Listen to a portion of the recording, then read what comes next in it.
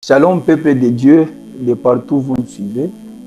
C'est toujours le frère Vincent dans l'émission La Vérité qui a franchi. Aujourd'hui, nous avions voulu passer avec un homme de Dieu qui vient de Lubumbashi, celui qu'on appelle apôtre Timothée. Il est avec moi. C'est avec lui que nous allons partager la parole de Dieu aujourd'hui. Bonjour, homme de Dieu. Bonjour, apôtre Vincent de Likasi. Vous allez bien, apôtre? Oui, ça va très bien, par la grâce du Seigneur. Je salue aussi nos téléspectateurs de partout où ils nous suivent.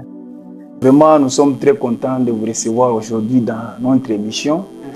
En tout cas, nos émissions passent toujours sur cette chaîne, frère Vincent La Vérité. Alors, j'ai eu beaucoup de questions, les gens me posaient, disaient, nous sommes des pervers. Dans ce que nous enseignons, ils disent que nous traitons des gens comme des diables, puis nous interdisons à la femme d'enseigner. Comment on peut dire à la femme de ne pas enseigner? Or, elle a aussi reçu un ministère, elle peut faire aussi l'œuvre de Dieu. Et puis nous traitons les gens comme les gens du diable et tout ça. Et puis nous disons, un enfant de Dieu ne peut pas pécher, il y a des saints sur cette terre. Alors, il me pose de telles questions. Alors, aujourd'hui, j'ai voulu partager avec l'homme de Dieu. Lui aussi va nous éclairer sur ces points-là, si c'est vrai ou faux. Merci beaucoup, Papa Vincent. Et j'ai bien suivi votre introduction. Oui. C'est vrai, plusieurs personnes dans le monde ne supportent pas la saine doctrine. L'apôtre Paul l'avait déjà annoncé dans 2 Timothée chapitre 4. Il a dit à Timothée, il y aura un temps où les hommes ne supporteront plus la saine doctrine. Donc les hommes ne supportent plus la saine doctrine, c'est pourquoi ils disent que vous condamnez les autres, vous les traitez d'enfants du diable, de pervers, tout ça. Et c'est nous qui sommes perdus. Non, nous ne sommes pas perdus, parce que dans 2 Corinthiens chapitre 4, le verset 5, l'apôtre Paul a dit, nous ne nous prêchons pas nous-mêmes. C'est Jésus-Christ, le Seigneur, que nous prêchons. Donc, si nous vous donnons ce que nous pensons, là, vous pouvez dire que nous sommes pervers. Mais nous vous donnons ce que Jésus-Christ a laissé aux apôtres. C'est ça. Alors, le Seigneur Jésus-Christ, il a dit aux apôtres dans Matthieu chapitre 11, le verset 28, plutôt le chapitre 28, verset 18 jusqu'à 20, il a dit, tout pouvoir m'a été donné, et allez, faites de toutes les nations des disciples, vraiment, et baptisez au nom du Père, du Fils et du Saint-Esprit. Et enseignez-leur à observer tout ce que je vous ai prescrit. Oui. Vous voyez? Donc, nous ne faisons qu'apporter ce que les apôtres nous ont prescrit. Vraiment.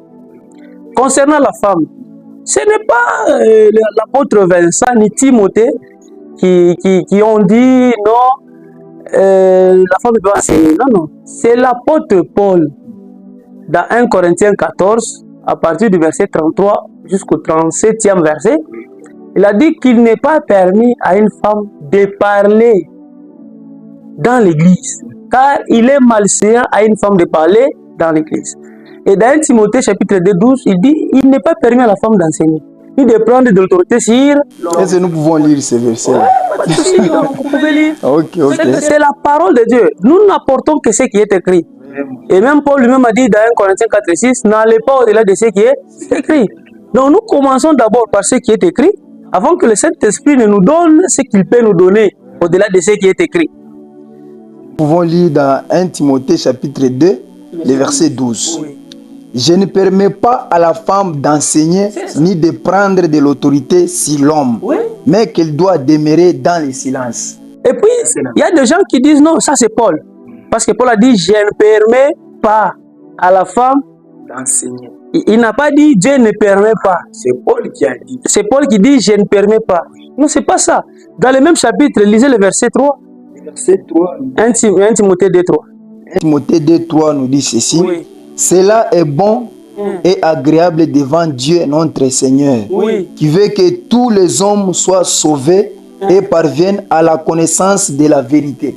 C'est Dieu qui veut que tous les hommes soient sauvés et que ces hommes parviennent à la connaissance de la vérité. Continuez maintenant avec les critiques. Verset 5. Oui. Car il y a un seul Dieu, oui, et aussi un seul médiateur entre Dieu et les hommes, oui, Jésus-Christ homme. Continuez. 6, qui est donné lui-même en rançon pour tous. Oui. C'est là les témoignages rendus en son propre temps. Oui. 7. Et pour lesquels j'ai été établi prédicateur et apôtre. J'ai dit la vérité, je ne mens pas. Chargé d'instruire les païens dans la foi et la vérité. Donc au verset 7, l'apôtre Paul est clair. Au verset 5, il dit, et 3, 4, 5, il dit, la volonté de Dieu, c'est que tous les hommes soient sauvés et parviennent à la connaissance de la vérité. Et il dit maintenant, c'est pour cette vérité que j'ai été établi apôtre et prédicateur. C'est-à-dire, cette vérité, c'est ce qu'il dit que la femme ne puisse pas enseigner. Donc, c'est une vérité que lui, Paul, donne, mais c'est lui qui l'a établi, c'est lui qui a dit à Paul de dire ça. Ouais. Non, ça ne venait pas du cœur de... Non, ce n'est pas la pensée de Paul. Ce n'est pas la pensée de Paul, c'est la pensée de Dieu. Mais il dit à Paul, toi, je t'établis comme prédicateur pour instruire les païens. C'est-à-dire, les païens ne connaissent pas la volonté de Dieu. C'est comme ça qu'il dit que la femme n'enseigne pas. Je ne permets pas. Maintenant, la question c'est, toi qui ne permets pas, qui es-tu? Il va nous dire, je suis établi. Donc, c'est l'établi de Dieu qui nous dit de ne pas laisser la femme enseigner. Vous comprenez? Vous avez raison, apôtre. C'est ça. Maintenant, les femmes que nous voyons comme Joyce Meyer et d'autres femmes qui prêchent dans une assemblée là, et puis elle entraîne des foules, beaucoup de gens qui les suivent. Oui. Quel est leur sort? Les sorts de ces gens-là qui sont derrière ces femmes. Ces gens-là sont perdus par la séduction du diable. La femme ne peut pas enseigner dans l'église. La femme ne peut pas prêcher dans l'église. Dans l'assemblée des saints, non, elle ne peut pas faire ce travail-là. La femme peut prophétiser, parce que prophétiser n'est pas égal à enseigner. La femme peut chanter, elle peut prier, mais enseigner dans l'église, non. Ce n'est pas que la femme n'a pas le Saint-Esprit. Nous ne disons pas que la femme n'est pas connue par Dieu. Elle est connue par Dieu. Elle est servante de Dieu. Elle a le Saint-Esprit. Mais c'est le Dieu qui a donné le Saint-Esprit à la femme, qui a limité la femme à enseigner. Même les hommes, ce n'est pas tout homme qui peut enseigner.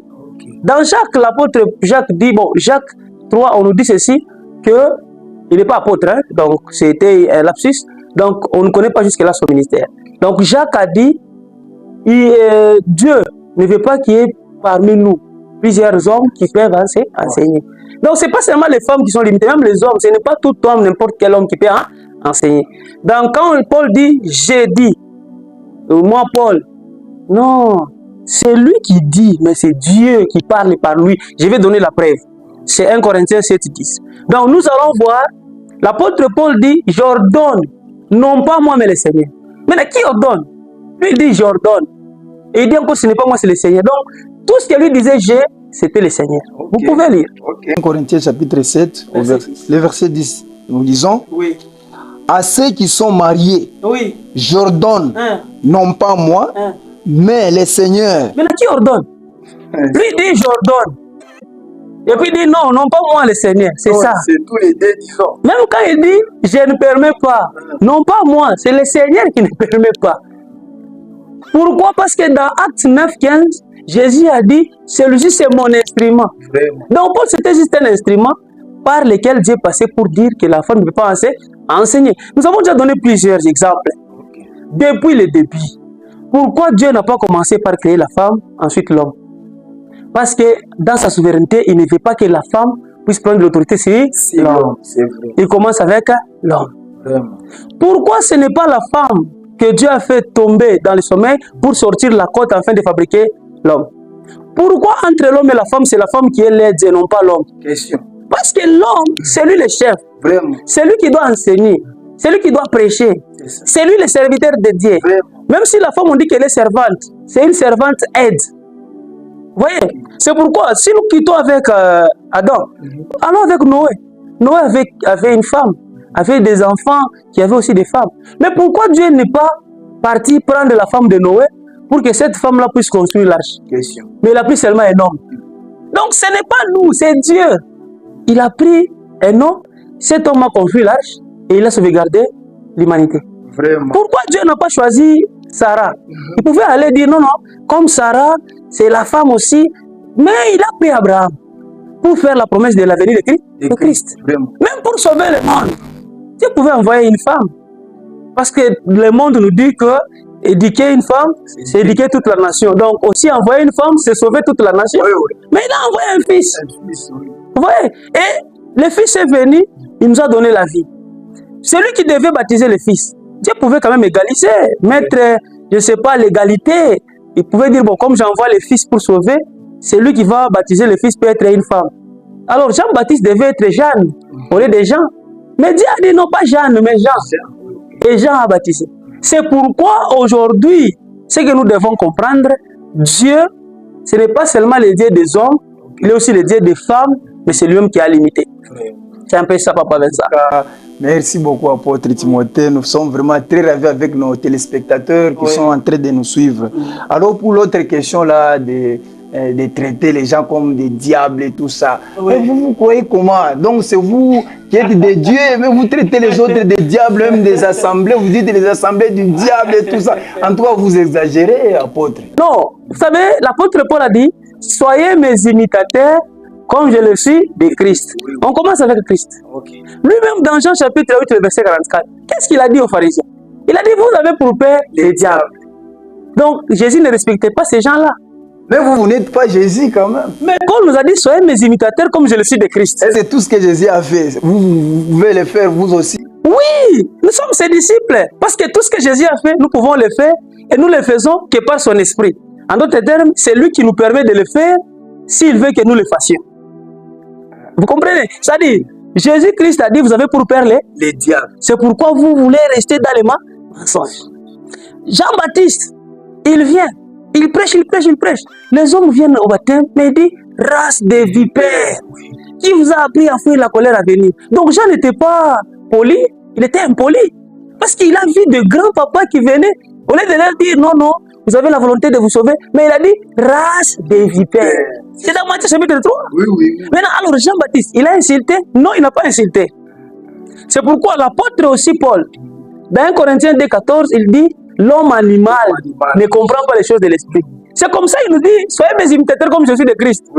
Lui, Jésus, il a dit, vous avez pour père les diables. Race de vie, de vipères. Jean-Baptiste aussi a dit, race de vie, de vipères. L'apôtre Paul aussi, dans 1 Corinthiens 2,14, il dit, homme animal. Et le même Paul encore au Philippiens chapitre 3, le verset 2, il dit, prenez garde aux chiens. Mais ce sont les injures, apôtres, vous injuriez les gens, est-ce que vous irez au ciel? Non, ce n'est pas l'injure. Ce n'est pas insulter. C'est insulter. Il dit chien. Non. Il dit là, prenez garde aux faux circoncis, aux mauvais ouvriers, aux chiens. Oui, les chiens existent. Les chiens existent. Qui est le chien? C'est tout celui qui ne marche pas dans la volonté de Dieu. Lui, Dieu, quand il regarde cet homme, cette femme, c'est un chien, c'est une chienne. Vous voyez? C'est comme ça Dieu. Dieu, c'est un Dieu de qualification. Même quand vous lisez dans 2 Pierre, chapitre 2, le verset 20 à 22, l'apôtre Pierre est en train de dire, c'est lui qui a cru. Par après, il abandonne le salut pour retourner dans son ancienne vie là. C'est comme un cochon qui est retourné dans la boue. C'est comme un chien qui est retourné manger ce qu'il avait vomi. Pourquoi il dit le terme toujours chien, cochon? C'est comme ça que même Apocalypse 22, on dit dehors les chiens. Vraiment. Oui, c'est-à-dire au jugement, tout celui qui n'entrera pas au ciel, ça sera un chien. On dit dehors les chiens, les impudiques, les voleurs, tout ça. C'est que ce ne sont pas des insultes. Ce sont des vérités, mais qui blessent. Les gens qui sont dans des vies, des désordres, pour eux, ils sont des insultes. Vous insultez les gens. Non! Nous répétons ce qui est écrit pour vous rappeler ce que vous êtes. Ce n'est pas nous qui avons amené cette vérité, nous l'avons trouvée. C'est la Bible qui vous appelle chien, c'est la Bible qui vous appelle animal, c'est la Bible qui vous appelle cochon, pas nous. Et ce ne sont pas des insultes, mais c'est juste une manière de Dieu de vous dire que tant que vous êtes dans le péché, vous êtes comme un animal. Mais vous qui n'êtes pas dans le péché, vous êtes enfant de Dieu. C'est vrai. D'abord, lui-même Jésus, on l'appelle comment? Le lion de la tribu de... Pourquoi Jésus ne se met pas en colère? Vous m'appelez moi lion? Non, un lion. Oui. Donc, les termes les noms des animaux sont des qualifications que Dieu prend lui-même. Dans la Bible, on dit aussi que nous sommes des aiglons. Dieu, c'est comme un aigle. Pourquoi Dieu ne se met pas en colère? Non, non, non. Et puis, les enfants de Dieu, on les appelle les brebis. Vous voyez déjà. Et Jésus lui m'a dit, je vous envoie comme des brebis. Voilà. C'est-à-dire, nous ne refusons pas. Non, moi je ne suis pas une brebis, moi je suis un homme. Non, nous acceptons. Caractère, qualification, identité, la vie que tu mènes définie. Très bien. Ok, en tout cas, vous avez raison, homme de Dieu. Vous nous avez éclairé aujourd'hui, puisque j'ai eu beaucoup de questions sur ces points ici. C'est comme par exemple Joyce Meyer que vous avez décidé. Cette femme, selon la Bible, c'est une chienne. Je ne l'incite pas, donc c'est une chienne. Donc, la femelle du chien. C'est ça. Pourquoi elle est chienne? Parce qu'elle ne respecte pas la doctrine de Christ. Je ne l'insulte pas, mais je parle par rapport à l'écriture. Parce qu'on dira dehors les chiens. Or, la femme qui enseigne dans une église via les hommes, dans l'assemblée des saints, c'est une chienne. Et ce n'est pas l'église, cette église-là. Nous l'appelons église par défaut, mais c'est l'assemblée de Satan. Même l'apôtre Paul, dans 2 Corinthiens 11, 4, même au verset 13, il a dit, ces hommes-là sont des faux apôtres. Ce n'est pas nous. Comme disons que, par exemple, Joël Francis Tatou, c'est un faux prophète. Marcelo, c'est un faux pasteur. Tous ces gens, ce n'est pas nous. Nous prenons ce qui est dans la parole, nous attribuons à ceux-là qui mènent la vie contraire à ce que dit la parole de Dieu. En tout cas, apôtre, merci beaucoup, vraiment. Alors, ces gens-là, ils doivent faire comment pour changer d'identité? Qu'on les appelle plus animal ou soit chien. Ils doivent faire quoi pour que l'identité change? Ils doivent se repentir. Ils doivent se repentir. Ils doivent d'abord, premièrement, être humbles. S'humilier devant Dieu, pas devant nous les humains. Ça, c'est la parole de Dieu. Ce qui est écrit dans la Bible, c'est la vérité. Tous, nous devons nous humilier et accepter cette vérité. Ne disons pas que ça, c'est Paul. Oh, ça, c'est tel. Non. Paul, c'était un instrument que Jésus-Christ utilisait. C'était un serviteur de Dieu. Alors, si tous nous sommes humbles, nous allons dire Amen à la parole de Dieu. Nous n'allons pas refuser. Alors, pour cela, nous serons obligés de nous repentir. Donc, tout celui qui vit dans le péché, qui ne respecte pas la parole de Dieu, qui laisse la femme enseigner dans l'église, qui laisse la femme imposer les mains aux hommes, prendre de l'autorité sur l'homme, tout ça, et vivre dans le péché, ce que vous avez à faire, c'est de vous repentir. Soyez comme Nicodème. C'était un docteur. Il avait la connaissance. Il était respecté. Il avait la gloire des hommes. Mais il a compris une chose qui lui manquait, c'était la connaissance de Christ. Il est allé vers Christ. Christ lui a dit, si tu ne nais pas de nouveau, tu ne vas pas entrer dans le royaume de Dieu. Il n'a pas compris c'est quoi naître de nouveau. C'est pourquoi nous vous disons, naître de nouveau, c'est vous repentir, pour vous convertir. C'est-à-dire accepter d'abandonner le péché, Papa Vincent. En tout cas, merci beaucoup, apôtre. Mais il reste un point encore que les gens m'ont posé beaucoup de questions sur les tresses.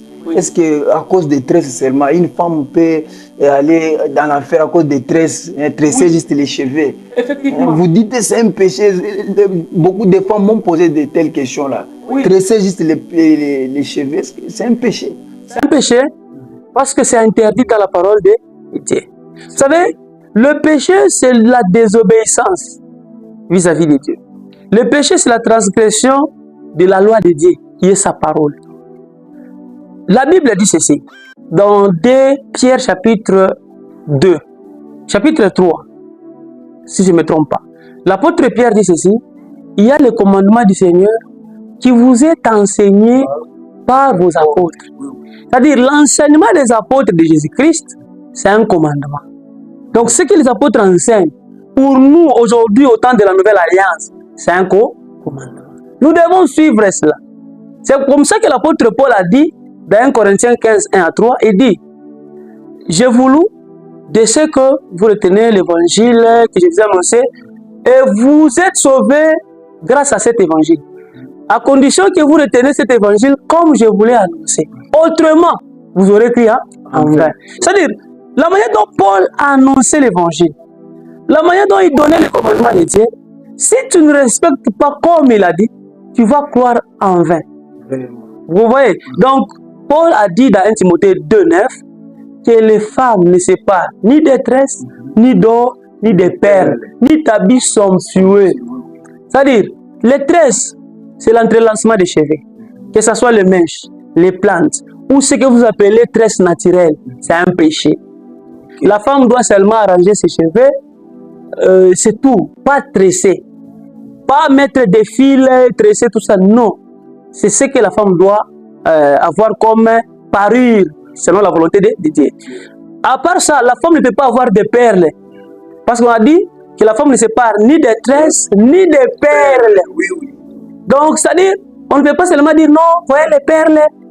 En tant qu'enfant de Dieu, faisons comme Philémon 1, 21. Je compte sur ton obéissance, sachant que tu peux faire au-delà de ce que je t'ai écrit. C'est-à-dire, comme on a dit que la femme ne puisse pas porter des perles, c'est comme ça que nous avons des sœurs. Lorsqu'elles ont compris, elles ont commencé à m'enlever des perles dans des habits. Elles peuvent acheter un habit qui est un bon habit, mais il y a des perles. Elles enlèvent. Donc, pour l'évangile, pour l'amour de Christ, ils acceptent d'autres. C'est même ça l'obéissance. C'est ça l'amour de Dieu. Et de l'or aussi. Donc la femme peut acheter un habit, mais il y a de l'or. Elle va enlever. Pourquoi? Pour obéir seulement à la parole. Mais qu'est-ce que ça fait? Ça fait quoi? Non. Le monde où nous vivons aujourd'hui, si nous sommes en train de souffrir et de mourir, c'est juste à cause d'un fruit. Vraiment. Adam pouvait dire, ah, les fruits seulement, les fruits. Mais c'est les fruits là. À cause de ces fruits, nous souffrons. Tu vas aussi dire aujourd'hui, ah, les tresses seulement. Merci beaucoup. Il y a aussi le problème des pantalons aussi. Il y a les femmes qui s'habillent en pantalon et se disent que Dieu voit les corps. Il voit seulement l'intérieur, il voit le cœur, il ne voit pas l'extérieur. C'est ce qu'ils disent souvent. C'est un péché. Je profite pour dire. Je vais m'expliquer. Okay. On est presque à la fin. La Bible dit ceci. Okay. Que la femme s'habille d'une manière décente, avec pudeur et modestie. S'habiller d'une manière décente, c'est même ça aussi, s'habiller convenablement, d'une manière raisonnable. Le pantalon n'est pas l'habit d'une femme. Ne suivez pas les serviteurs du diable qui vous disent ça dépend des cultures, ça dépend des traditions. C'est faux. Le pantalon, même selon l'histoire, le pantalon est fait pour l'homme. Non, au temps de Jésus, ils portaient tous les tuniques, même les femmes. Oui, au temps de Jésus, il y avait les tuniques des hommes, les tuniques des femmes. À notre temps, les gens disent il y a les pantalons des hommes et les pantalons des femmes. C'est ça, les raisons. Ils ont raison. Le diable a fait aussi les pantalons des femmes. Pourquoi? Parce que le pantalon n'est pas décent pour la femme. Mais le diable a forcé. Parce que pour nous, ce n'est pas la robe des hommes, la robe des femmes. Les pantalons des hommes, ce n'est pas ce qui nous conduit. Ce qui nous conduit, c'est la parole. Est-ce que le pantalon est décent pour la femme? Même si c'est un gros pantalon, ce n'est pas décent. Mais ça, c'est la vérité. Donc, ça, c'est la vérité, vraiment. Dans la Bible, il n'y a pas l'image d'un pantalon, d'une culotte. C'est l'Esprit de Dieu qui nous dit que le pantalon n'est pas décent pour la femme. Parce que regardez le corps de la femme. C'est un corps qui est aussi créé de sa manière, selon la volonté de Dieu, une grâce particulière. La femme n'est pas comme l'homme. C'est pourquoi elle doit bien garder son corps dans les vêtements décents. En tout cas, apôtre Timothée Mwasoka, nous sommes ravis de votre présence. C'est pourquoi vous voyez même Philippiens chapitre 4, verset 9 nous dit, ce que vous avez appris, récit, entendu de moi, ce que vous avez vu en moi, pratiquez-le et le Dieu de paix sera avec vous. Amen. En tout cas, apôtre Paul est un serviteur de Dieu et vous aussi, vous êtes un serviteur de Dieu. Amen. Vous prêchez la vérité, en tout cas, soyez bénis. Et vous qui nous suivez, soyez bénis de partout où vous êtes. Connectez-vous et abonnez-vous à cette chaîne. Vous aurez la suite de ces enseignements. Apôtre, merci beaucoup. Merci beaucoup, c'est moi qui vous remercie. Je dis merci pour l'invitation, pour cette considération. Et je pense que ce n'est pas la dernière fois. Nous serons toujours disponibles pour répondre aux préoccupations de nos téléspectateurs. Vraiment, merci beaucoup. Merci, shalom, soyez bénis.